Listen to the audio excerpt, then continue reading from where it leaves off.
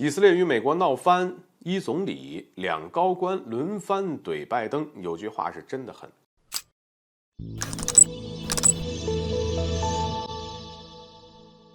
大家好，欢迎来到赵太阳观察室。一觉醒来，中东传来一件大事，以色列居然与美国闹翻了。为了让大家了解来龙去脉啊，咱们先说下前因后果。前几天，美国总统拜登公开批评以色列，声称将敦促以色列放弃司法改革的做法，认为以色列不能沿着这条路继续走。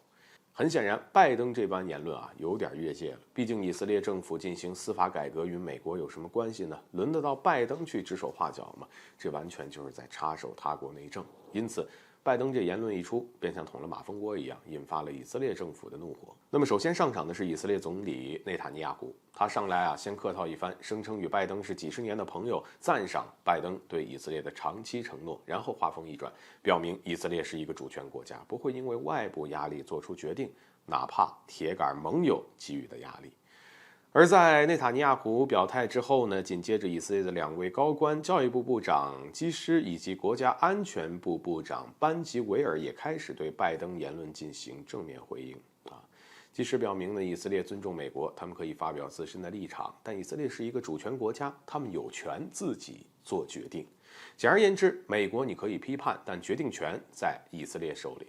而与前两位相比，以色列国家安全部长班吉维尔的回应就很不客气他直接说呢，以色列尊重美国，但美国也需要明白一件事儿，以色列是一个独立主权的国家，不是美国国旗上的一颗星。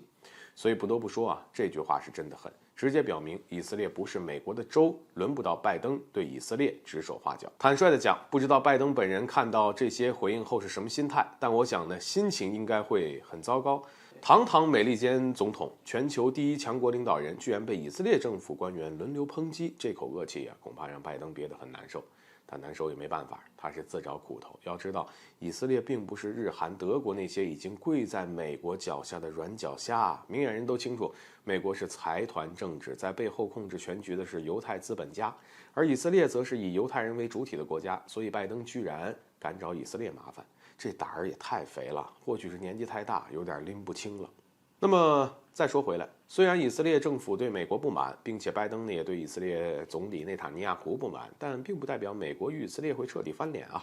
要明白大国关系的核心在于利益，而个人的情绪可以忽略不计。